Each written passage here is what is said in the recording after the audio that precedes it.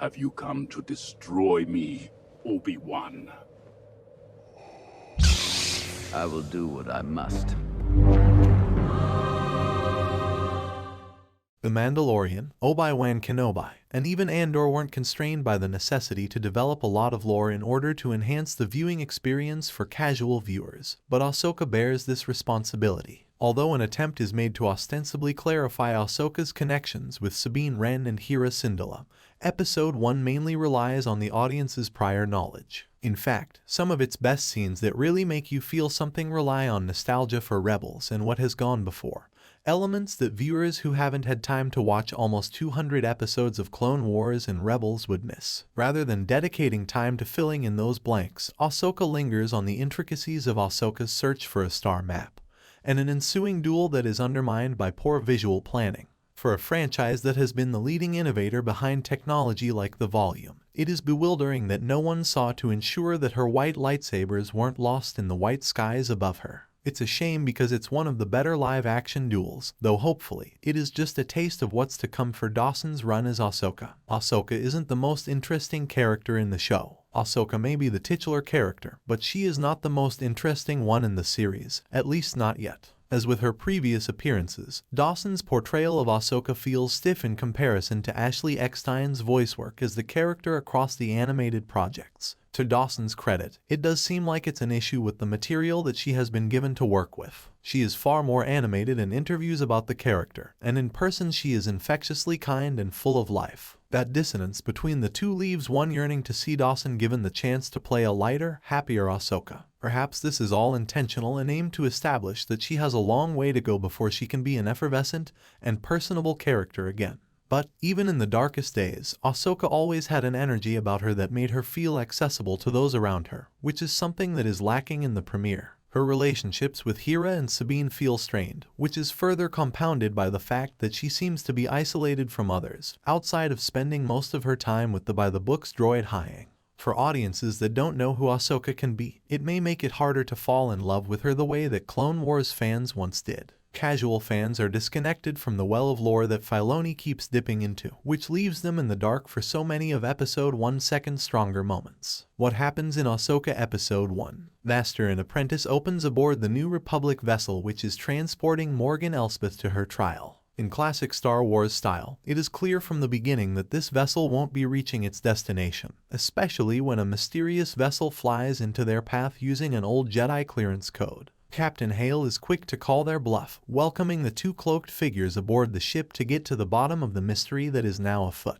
Baylan and Shin cut down the crew in no time and make their way to the cell where Morgan is being held. This sequence allows Filoni to shoehorn another epic hallway scene into the Star Wars logbooks, which will already be a Tumblr GIF set by the time you read this review. Morgan is given the honor of being the first character in the series to mention Ahsoka by name, as she tells Baylan that the former Jedi is in search of the star map that might lead her to Thrawn's location. These are the same details, though more eloquently put, that the audience received in the opening crawl, which does seem a little counterproductive, though still serviceable. From there, Ahsoka joins up with its titular character as she searches for the aforementioned star map on a sandy planet steeped with lore and ancient ruins. As she puzzles her way through the crumbling ruins and uncovers the location of the relic, it's hard not to draw comparisons to Indiana Jones, which Filoni seems to take visual cues from. It's a lengthy segment of the 50-minute episode, clocking in at around 5 minutes of screen time. As Ahsoka and Hyang make their departure from the newly destroyed planet, they're made aware of an incident that has occurred,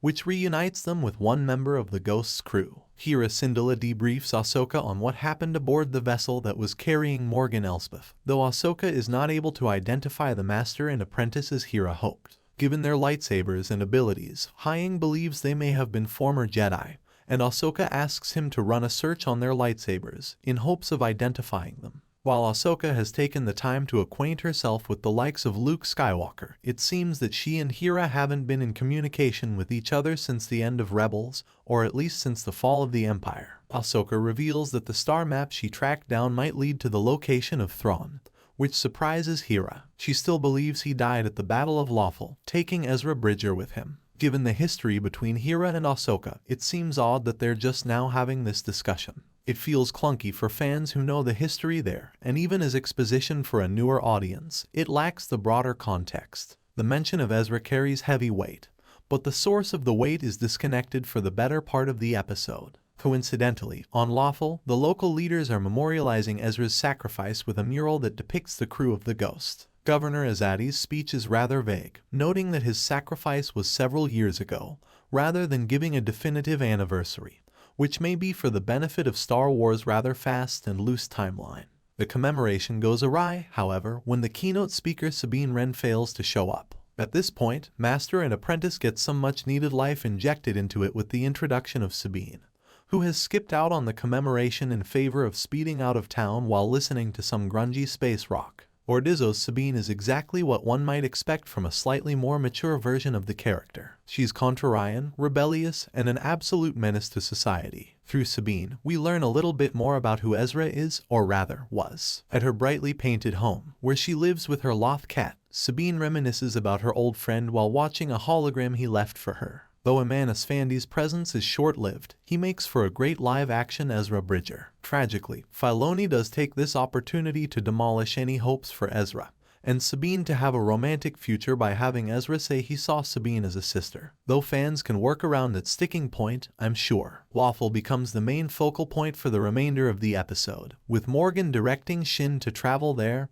rather cryptically. Baylan is kind enough to explain that Ahsoka's former apprentice, Sabine Wren, calls Lawful home and that Ahsoka will likely take the star map there. This piece of information might be surprising to fans of Rebels, as it was never really established in the series. Considering Ahsoka is not a Jedi, and was far removed from the Order when she teamed up with the Ghost crew, it seems odd that she took Sabine as her apprentice, especially when she knows where that path can lead. Of course, Baylan and Morgan are correct. Ahsoka heads straight to Sabine on Lawful, where Sabine is being lightly cajoled for missing the ceremony. Rather than leading with Thrawn, as she did with Hera, Ahsoka tells Sabine that the star map might lead them to Ezra. Sabine seems less convinced that Ezra might be out there but willing to listen to what Ahsoka is involved in. Ahsoka and Sabine have a tense conversation about their tenuous relationship during Sabine's apparent Jedi training, which establishes that they had some sort of falling out. Their reunion is interrupted by Hyang, who has identified Baylan Skoll as a Jedi who disappeared at the end of the Clone Wars. Before departing to go over their findings, Ahsoka warns Sabine not to take the star map, which she does not obey.